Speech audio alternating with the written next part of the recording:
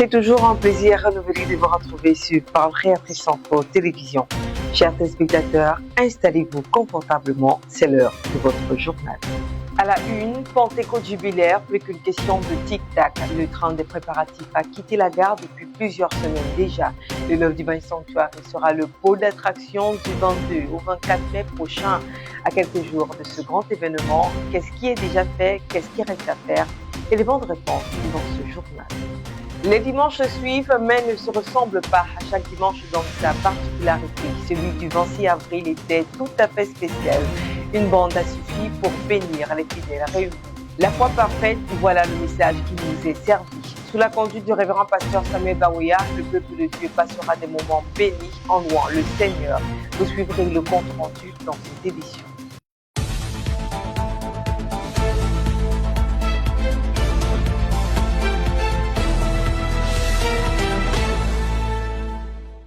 This week, the Creative World Ministry immersed themselves in the message He shared by himself, preached by Prophet William Marion Branham. Here is the report of Elda McCain. On Wednesday, the first hour of the message opened on Hebrews 6:13-15, where God, finding no one greater than himself, swore by himself to confirm his covenant with Abraham and his seed. The prophet traced this oath back from Genesis 50, where God and his servant drew a picture of grace that required nothing from man.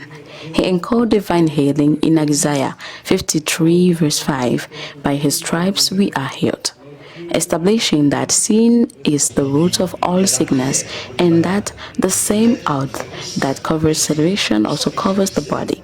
The believer is then called to a faith that rests, not strives. On Friday, the online prayer carried the message into his heart, drawing from Galatians 3 and the blood sale of Christ, but the Branham revealed that every soul born of the Spirit of God is circumcised of heart, grafted into that divine blood cell and made an heir of the unshakable promise. Hebrews 6:19-20 sealed the night. Jesus, forerunner, our anchor within the veil. We closed the week on Sunday. All assemblies were connected to the Love Divine Sanctuary Douala, where Reverend Samuel Baouya led a service marked by an extraordinary outpouring of blessings. The next appointment is already set. Another blessed service this Sunday at the Boya Prayer House. Blessing Comer has the details.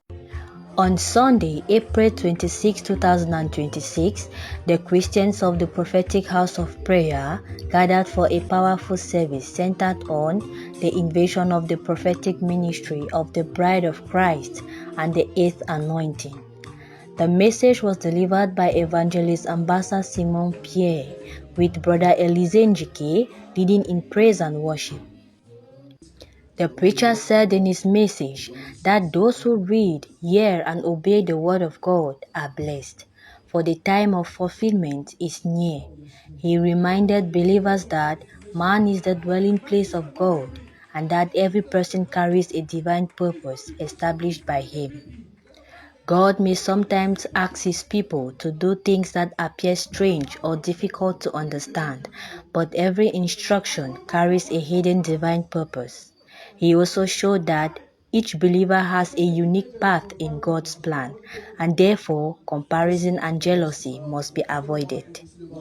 Love was presented as the force that unites the children of God and prepares them for the unity in the body of Christ. Believers were encouraged to remain focused, live in holiness, and stay sensitive to God's voice. It was Blessing Comer for PCI Boya. La semaine a été rythmée par l'écoute de la parole et des moments de prière dans les assemblées mères à travers des enseignements et intercessions. Les fidèles ont été exhortés à s'appuyer sur les promesses de Dieu. Écoutons le reportage de Joy Mouzon.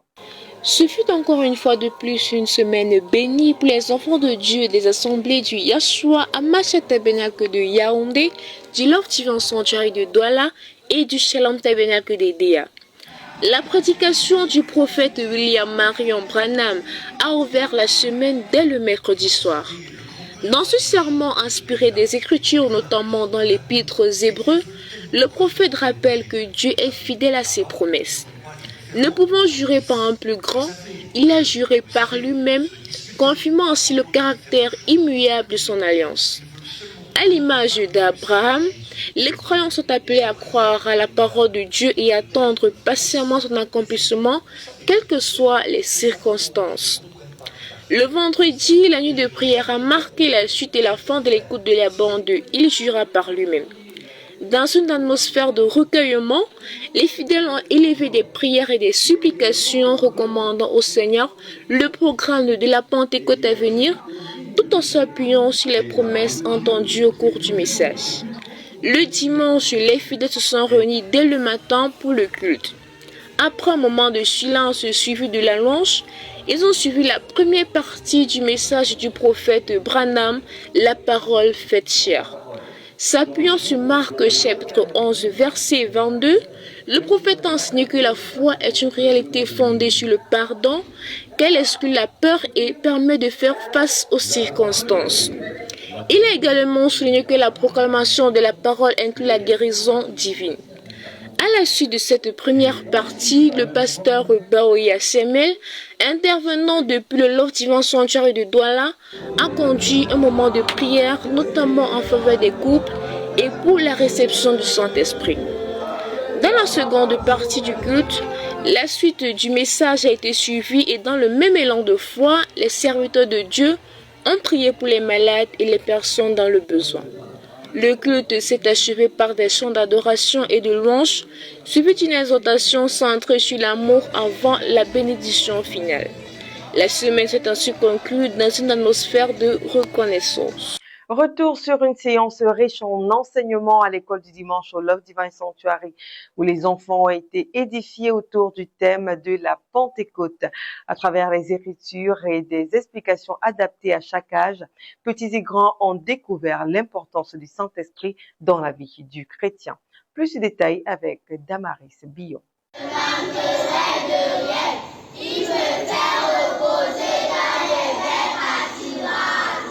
Alors Pierre, rempli du Saint-Esprit, leur dit, chef du peuple et ancien d'Israël, c'est cette parole forte qui s'est ouverte à la séance de l'école du dimanche au Love Divine Sanctuary.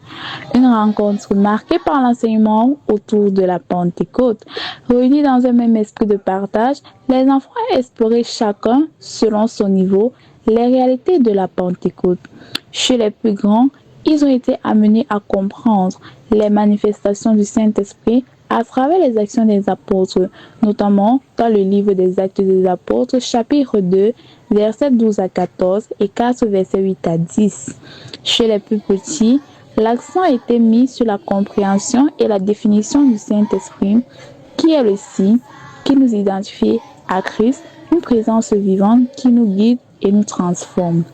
À travers ces explications, ils ont mieux compris la Pentecôte et son importance. Une belle leçon qui a marqué cette séance de l'école du dimanche. La Pentecôte n'est pas qu'un souvenir biblique. Elle se vit encore aujourd'hui et elle commence dans le cœur des petits enfants.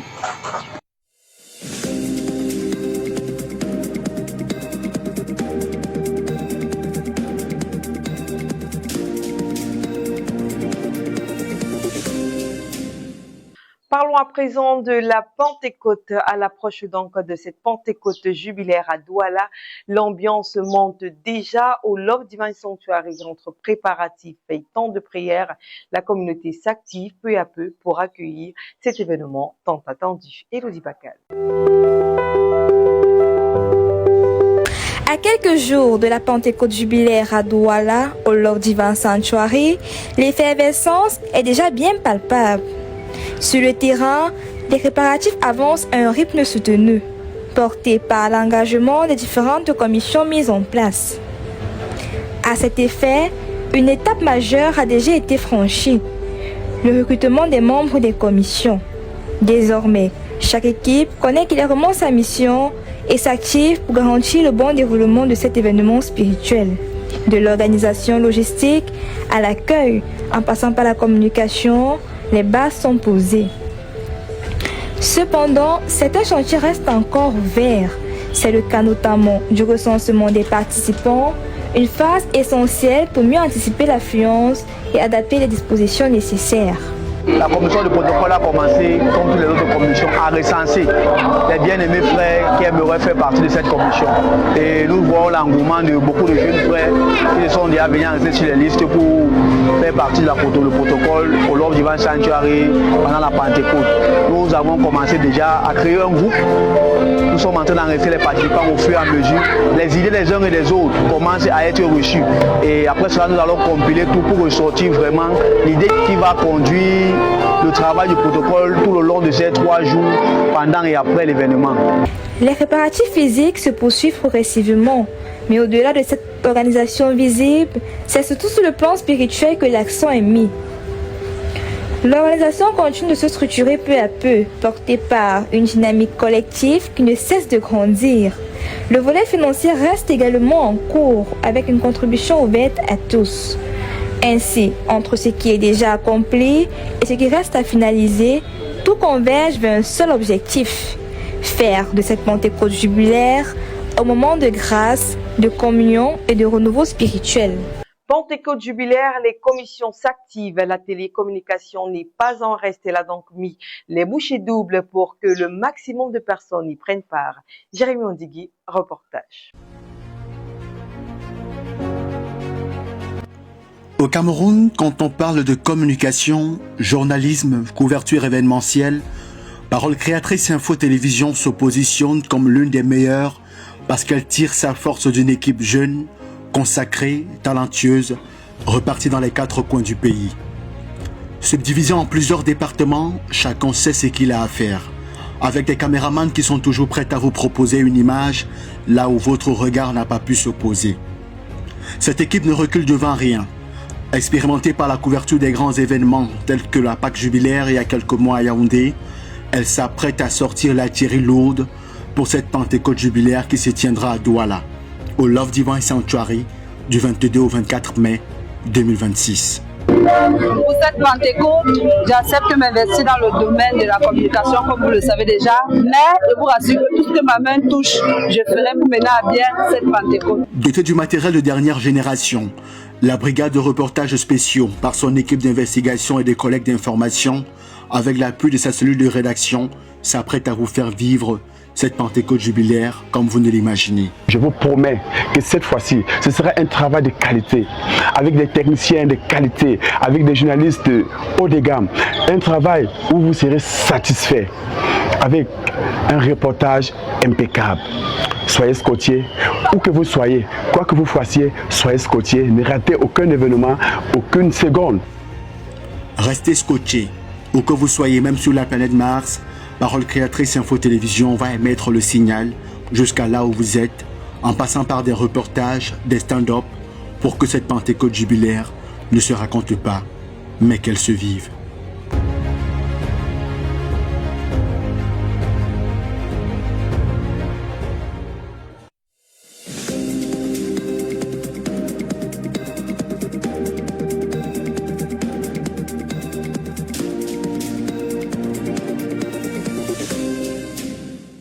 Bénédiction nuptiale du frère Alexis Kuete et la sœur Odile Kanouo le samedi 25 avril 2026 dans l'assemblée de Mandio. Les frères et sœurs, les amis et la famille se sont réunis pour honorer le jeune couple. Elias Faure a plus de détails.